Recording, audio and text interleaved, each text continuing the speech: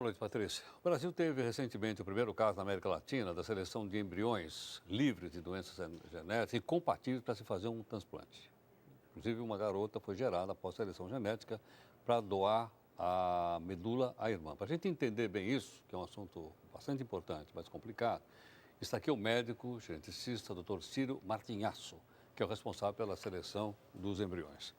Bom, inicialmente eu gostaria de agradecer sua gentileza aqui conosco para que a gente possa entender então um pouco melhor, né, essa questão. Doutor Ciro, inicialmente é o seguinte, o que é transplante de célula-tronco? O que é doação de célula-tronco? Bom, boa noite. Na verdade, esse caso especificamente foi inédito, né, por conta dessa seleção da talassemia e também em relação ao HLA. Né? Então, uma vez essa criança nascendo, né, foram retiradas células do cordão umbilical dela e essas células serviram como molde, né? Foram retirado a medula anterior da Maria Vitória e serviu como molde, como um futuro, né, medula para essa criança. Então, consequentemente, essas células tronco, né, que foram colocadas na medula atualmente, elas servem de molde e começam a produzir as células sanguíneas de uma forma adequada, de uma forma normal, o que não acontecia com ela. Sim, doutor Ciro Martinhago. Isso.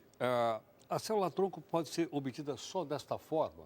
Por exemplo, suponha que essa criança tivesse outros irmãos, que tivesse compatibilidade. Poderia ser obtida essa célula-tronco? Poderia.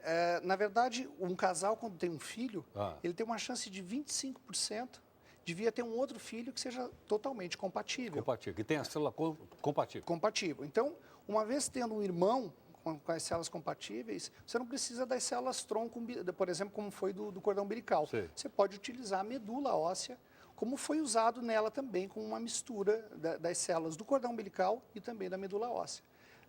Mas essas células, né, essas células tronco, elas têm um potencial muito maior do que a medula propriamente dita. Sim. Então tem um sucesso maior. Sim. Agora, a garotinha, então, que recebeu a doação, ela tinha uma doença muito grave?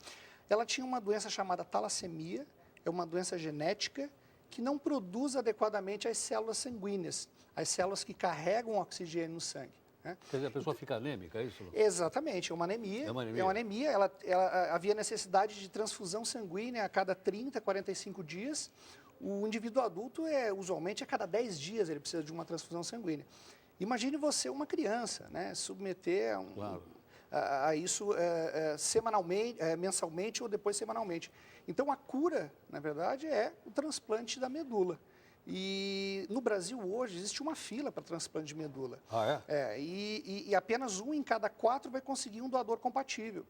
Então, entenda que esses outros 3 possivelmente não consigam um doador compatível. E existem doenças mais graves, como as leucemias, né, a aplasia medular, que se o indivíduo não faz o transplante, fatalmente ele vem a falecer. Sei. Essa doença é chamada talassemia, é isso? Talassemia. Talassemia.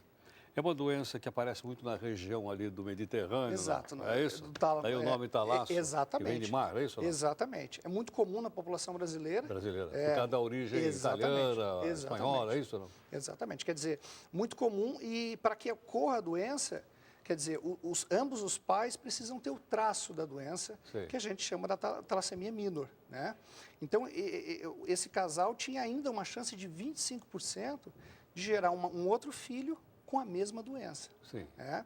Então, com o mesmo padrão genético da menina doente. Exatamente, exatamente. Então, as células do cordão umbilical, se eles tivessem congelado essa menina, por exemplo, ela não serviria como molde, porque o defeito está no DNA, né? E se trocasse pelo próprio as células do cordão umbilical, quer dizer, voltaria a doença. Então, agora, é possível, então, corrigir esse defeito do DNA no embrião? Na verdade, não existe a correção no embrião. O que acontece é a seleção de embriões compatíveis para o transplante de medula. Que é essa chance que eu havia dito de 25%. Sei. Então, somando-se a chance... Quer dizer, busca-se, então, um embrião que seja compatível. Que seja compatível e, obviamente, livre da doença. Livre da doença. Então, a chance disso vir a acontecer, estatística, é de 18%. E foi o que aconteceu. Ela teve 10 embriões, né? 2 eram compatíveis, um tinha o traço da talassemia, o outro nem o traço tinha. Foram transferidos os 2 e acabou vingando apenas um, e que, por sorte, coincidência, nem o traço tinha da doença. acabou se eliminando a doença definitivamente na família. Tá, então o embrião então já é o óvulo depois de fecundado, é isso? Exatamente. É Acontece... fecundado no útero ou fora? Não, fora do útero. Fora do útero. Exatamente. É feito um estímulo na mulher, onde ela produz vários óvulos. Esses óvulos são retirados, é pego o espermatozoide do homem, né? É feita a fecundação. In vitro? In vitro. Isso tudo dentro do laboratório. Tá. 3 dias depois da fecundação, esse pré-embrião, que a gente chama, está com 6 a 8 células. Retira-se uma dessas células, apenas do embrião. Essa célula única onde eu faço a análise para essas doenças genéticas em si. Em 24 horas depois, a gente passa o resultado para a clínica e transfere esse embrião no 5º dia, né, para o útero da mulher, apenas os embriões de preferência, os compatíveis e livres da doença. Entendo. Doutor Ciro, continuamos nossa conversa daqui um instantinho no nosso portal. Só um instantinho, por favor.